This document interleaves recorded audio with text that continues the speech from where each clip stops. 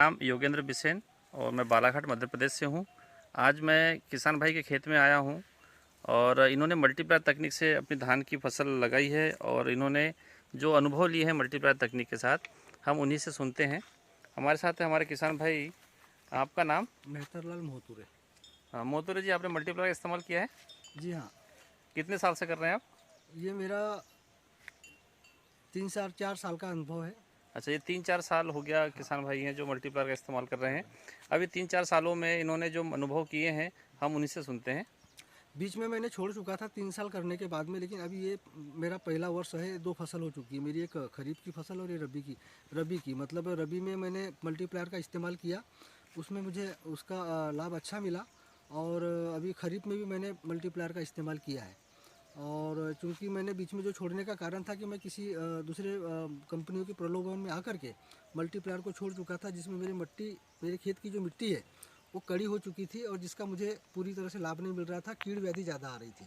जी जी। चूँकि अभी इस अभी जो मल्टीप्लायर का इस्तेमाल जो कर रहा हूँ, इससे मेरे खेत में कीड़ व्याधि कम आ रही है। और अभी जो धान अभी जो दिख रही है, ये धान सिर्फ मल्टीप्लायर का ही कारण है। अच्छा, इसमें मिट्टी में क्या अंतर है आपके?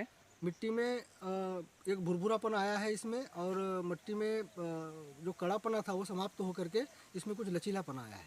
आपके मल्टीप्लायर तकनीक से जो खेती कर रहे थे, इससे आपको क्या लगता है कि उत्पादन बढ़ेगा आपका? उत्पादन बेशक बढ़ेगा। अच्छा, और खर्चे में कुछ कमी आई है आपके? खर्चे में भी बहुत कुछ कमी आई है।